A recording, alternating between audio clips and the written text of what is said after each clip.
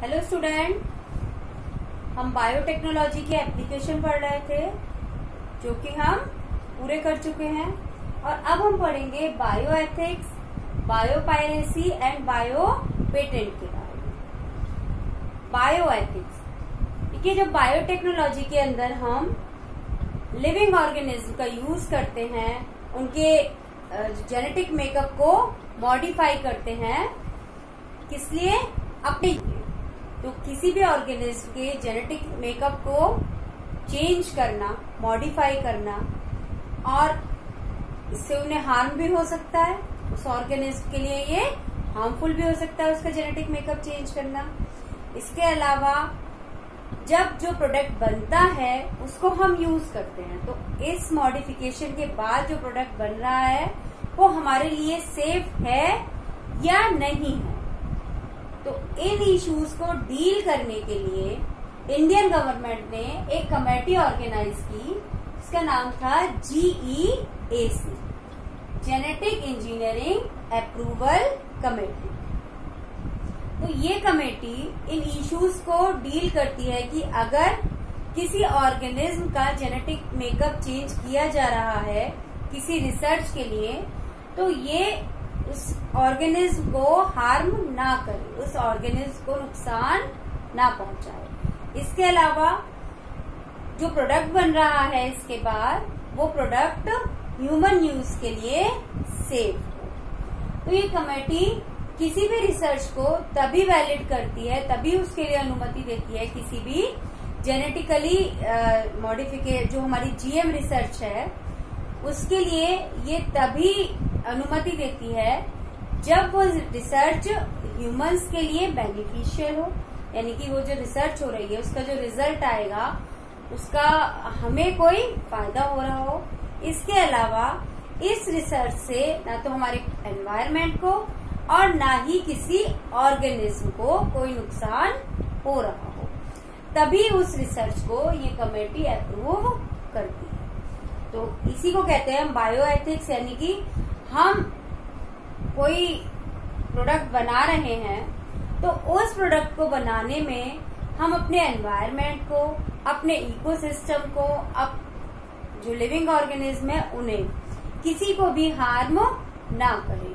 तो इस सब को देखने के लिए एक कमेटी बनाई गई, जिस कमेटी का नाम है GEAC, genetic engineering approval committee. तो इस तरीके से ये हमारा टॉपिक है बायो एथिक्स, और ये कमेटी देखती है कि ना तो किसी एनिमल को हार्म हो जिसका जेनेटिक मेकअप चेंज किया जा रहा है, और जो प्रोडक्ट बन रहा है वो ह्यूमन यूज के लिए सेफ है। इसके बाद हमारा नेक्स्ट टॉपिक आता है बायोपायरेसी।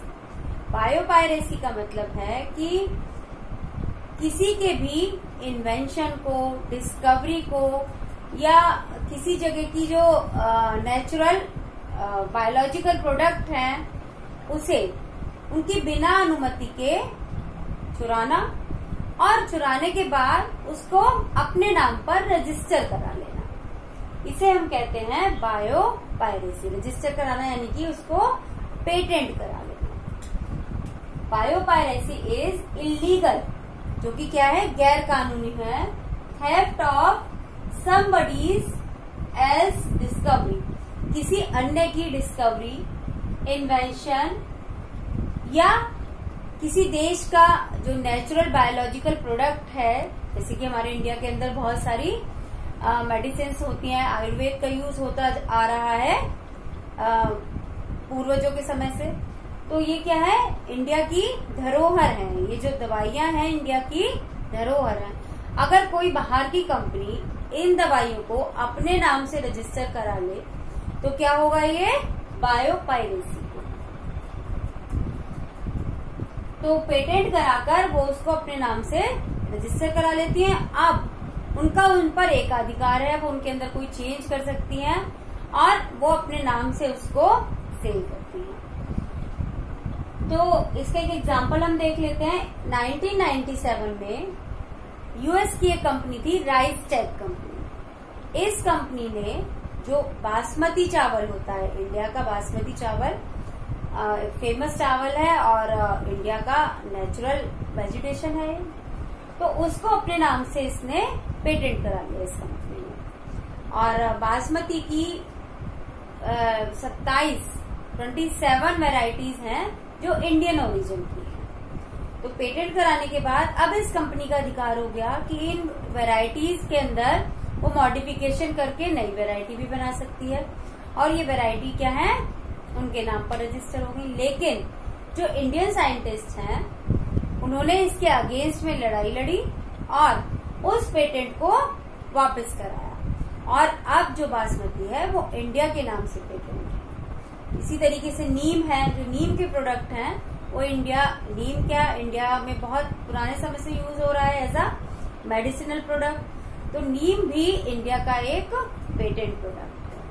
तो बायोपायरेसी का मतलब है किसी दूसरे के बायोलॉजिकल प्रोडक्ट को या इन्वेंशन को या डिस्कवरी को, या किसी ने कोई नया अमीनो एसिड का सीक्वेंस पता लगाया है किसी प्रोटीन के लिए, उसको अपने नाम से रजिस्टर करा लेना या पेटेंट करा लेना, इसे कहा जाता है बायोपायरेसी, और जिसको हम इस एग्जांपल बासमती राइस के एग्जांपल से समझ सकते हैं। और अब हम पढ़ेंगे बायो पेटेंट के बारे में। ओके, अब हम पढ़ेंगे बायो पेटेंट के बारे में। Bio patent is the right granted to a new invention, product, technique, amino acid sequence of protein etc. तो पेटेंट क्या है कि किसी भी नए इन्वेंशन या डिस्कवरी या कोई नया प्रोडक्ट खोजा है, या किसी अमीनो एसिड, किसी प्रोटीन का अमीनो एसिड सीक्वेंस डिस्कवर किया है, तो इसके लिए अपने आप को रजिस्टर करा लेना कि ये हमने इन्वेंट किया है, ये हमारी डिस्कवरी है। लेकिन उस डिस्कवरी का पहले कोई रजिस्ट्रेशन नहीं होना चाहिए। तो ऐसी डिस्कवरी जिसका पहले कोई रजिस्ट्रेशन नहीं हुआ है, कोई पेटेंट नहीं कराया गया है, तो उसको हम अपने नाम से रजिस्टर करा सकते हैं, और इसी को हम कहते हैं bio patent. Patent is the right granted to a new invention, product, technique, amino acid sequence of protein etcetera which has not been documented before, जिसका पहले हम कोई डॉक्यूमेंटेशन, मतलब किसी और ने डॉक्यूमेंटेशन नहीं कराया है। तो इस पेटेंट कराने का या डॉक्यूमेंटेशन कराने का फायदा ये है कि कोई दूसरा आपकी इच्छा के बिना उस प्रोडक्ट को यूज नहीं कर सकता है। तो ये होता है हमारा पेटेंट, कि हमने कोई नई डिस्कवरी की या हमारा कोई नेचुरल प्रोडक्ट है तो उसको रजिस्टर करा लेना, जिससे कि कोई दूसरा उसको हमारी इच्छा के बिना यूज ना कर सके। लेकिन इसमें एक शर्त यह है कि इस प्रोडक्ट का पहले कोई रजिस्ट्रेशन ना हुआ। तो हमारा बासमती राइस और नीम प्रोडक्ट, ये दोनों ही इंडियन बायो पेटेंट है। इनका इंडिया ने अपने नाम पर पेटेंट करा रखा है, क्योंकि ये दोनों ही इंडिया के नेचुरल वेजिटेशन।